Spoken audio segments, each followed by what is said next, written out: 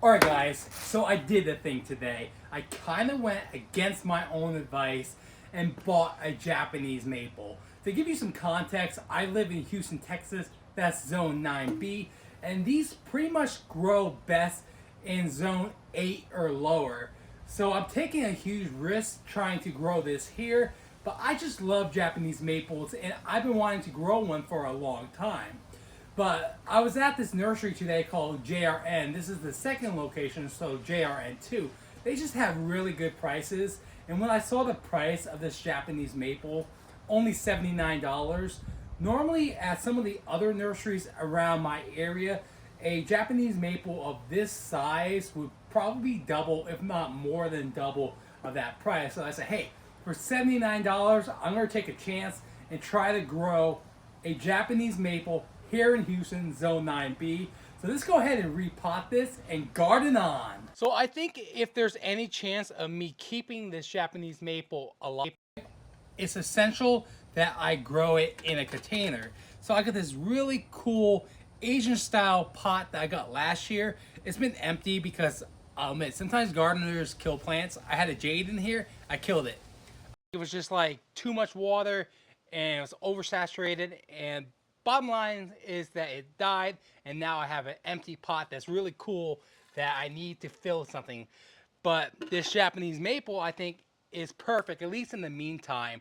Yeah, I'm going to eventually have to upgrade this Japanese maple to a bigger pot, but I think for now, this is a perfect size, and then I can bump it up to a bigger, cooler pot as the tree grows. I'm also going to keep it pruned too, so it doesn't grow too big.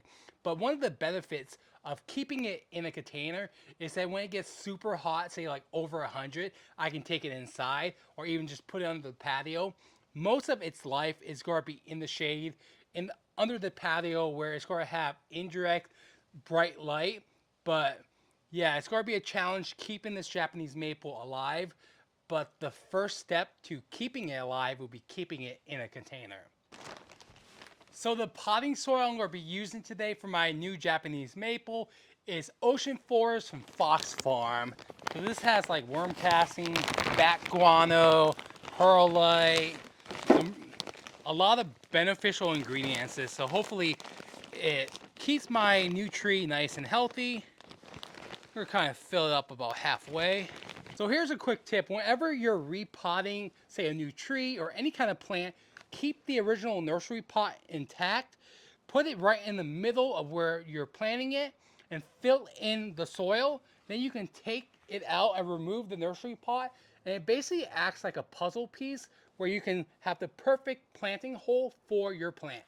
So just remember, when you're packing in the soil, make sure you pack it in really tight so you don't have any air bubbles.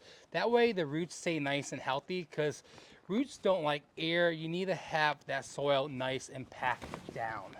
So we're going to take the nursery pot out. See, there's a perfect hole right there. Take this tree out. Don't forget to break the root ball apart a little bit.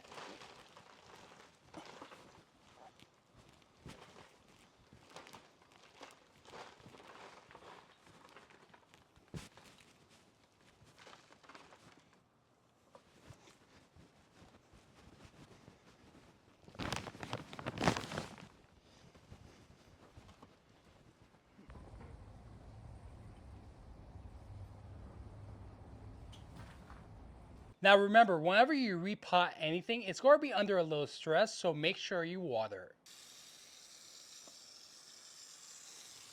Alright guys, so I can't express how happy I am that I finally found a Japanese maple for a decent price. You know, a lot of the other nurseries around my area just are way too expensive for a tree that might die. But you know, for $79, I'll take the chance. Plus, I think I finally found the perfect plant to put in this green pot, because you know, it's been empty for quite a few months now. So I'm pretty happy with how this tree looks in this pot, at least in the meantime.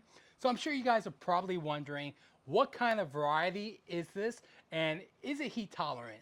So it is more heat tolerant than some other varieties, say like a red dragon, that's a little more delicate. So this is a fire glow. So even though it's a little more heat tolerant, it still needs protection, especially on those super hot days. So it needs to be kept in a container. It needs to be watered, but not watered too much because you don't want root rot. And you need to give it lots of shade, especially on those hotter days. You know, guys, I'm already thinking of what kind of pot I could repot this Japanese maple in once it has outgrown this green pot. So when I was a kid, we lived in Singapore. That was over 20 years ago. And I've had this pot, this dragon pot right here ever since. You know, it's kind of heavy, so I'm going to put it down. Whew, I love out of breath, so don't criticize me. I know I need to lose weight. But if you were holding a pot this heavy too, you'll be out of breath too. So yeah, I know I need to lose weight.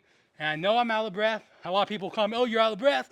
Yeah, because I'm holding heavy soil or a heavy pot and doing gardening work, and it's a lot of exercise.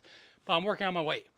But that being said, you know, once this Japanese maple has outgrown this green pot right here, putting in this dragon pot, and once that happens, this is probably to be the permanent pot for the Japanese maple. I'll just have to keep it pruned and keep an eye on it. But once it's in here, it'll be pretty heavy.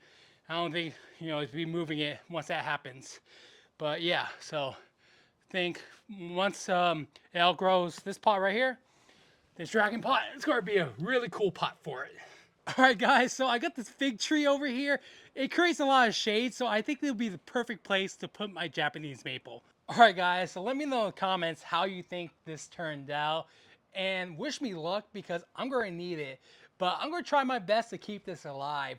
But if you like this video in any way, found any information in it helpful, please consider leaving a like and subscribing for more gardening videos. Until next time, I'll catch you on the flip side of the garden.